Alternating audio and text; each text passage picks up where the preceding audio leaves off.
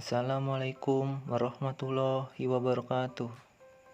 Perkenalkan, saya Erwin Herdiawan dari kelas 5B Farmasi Regular A Stikes Karisma Persada. Di sini saya ingin membahas tentang komunikasi efektif. Pertama, apa itu komunikasi? Komunikasi merupakan suatu proses penyampaian informasi berupa pesan, ide, gagasan dari satu pihak ke pihak lainnya. Apa itu komunikasi efektif?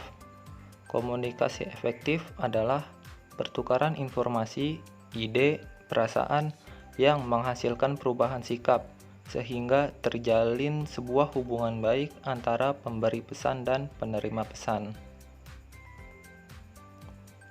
Tujuan komunikasi efektif ialah memberikan kemudahan dalam memahami pesan yang disampaikan antara pemberi dan penerima pesan, sehingga tercipta feedback yang baik antara pemberi dan penerima pesan. Unsur-unsur komunikasi efektif. Ada 6 unsur komunikasi efektif. Yang pertama, sumber, 2 komunikator, 3 pesan, 4 channel, 5 komunikasi, dan 6 efek. Yang pertama, sumber adalah dasar yang digunakan dalam penyampaian pesan dan digunakan dalam rangka memperkuat pesan yang hendak disampaikan. Yang kedua, komunikator sebagai salah satu unsur yang dapat dipahami sebagai orang yang membawa dan menyampaikan pesan.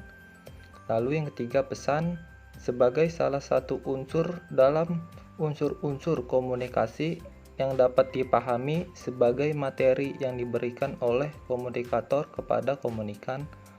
Lalu yang keempat, channel merupakan saluran penyampaian pesan atau sering juga disebut dengan media komunikasi.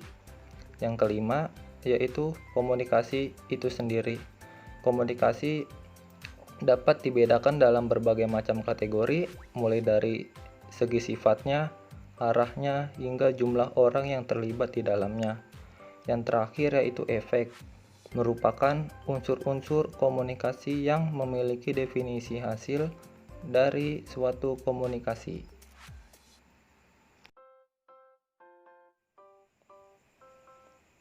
Prinsip dasar komunikasi efektif ada 5. Yang pertama, respect. Kedua, empati. Ketiga, audible. Yang keempat, clarity. Dan kelima, humble. Untuk respect yaitu perasaan positif atau penghormatan diri kepada lawan bicara. Yang kedua, empati yaitu kemampuan untuk menempatkan diri pada situasi atau kondisi yang tengah dihadapi oleh orang lain.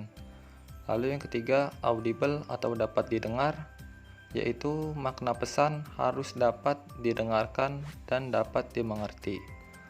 Lalu clarity atau jelas, yaitu kejelasan pesan yang kita sampaikan. Lalu yang terakhir, humble atau rendah hati, yaitu memberikan kesempatan orang lain untuk berbicara terlebih dahulu dan Anda menjadi pendengar yang baik.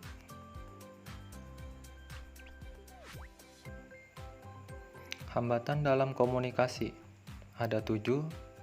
Yang pertama, perbedaan status sosial. Kedua, gangguan semantik. Ketiga, distorsi persepsi. Keempat, perbedaan budaya. Kelima, gangguan fisik. Keenam, keterbatasan saluran komunikasi. Ketujuh, tidak ada umpan balik. Yang pertama, perbedaan status sosial antara komunikan dan komunikator.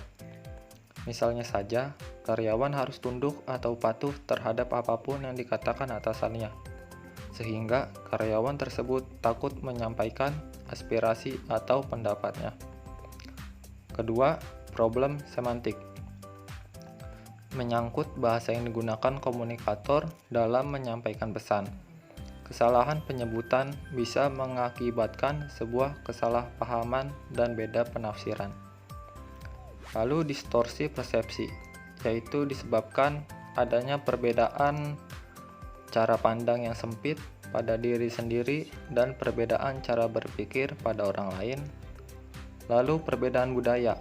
Dalam suatu organisasi terdapat beberapa suku, ras, dan bahasa, serta agama yang berbeda, sehingga ada beberapa penggunaan kata yang memiliki arti berbeda pada tiap suku.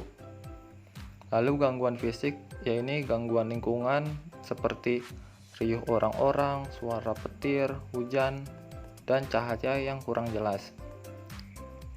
Lalu keterbatasan saluran komunikasi, yaitu gangguan yang disebabkan pada media yang dipergunakan dalam melancarkan komunikasi, misalnya sambungan telepon yang terputus-putus. Lalu yang terakhir, tidak ada umpan balik, yaitu hambatan di mana pesan yang disampaikan sang pengirim tidak diberi tanggapan. Maka yang selanjutnya terjadi adalah komunikasi satu arah yang sia-sia dan tidak efektif. Sekian yang bisa saya sampaikan, semoga bermanfaat dan mohon maaf jika terdapat salah ucap baik disengaja atau tidak. Terima kasih sudah menonton. Wassalamualaikum warahmatullahi wabarakatuh.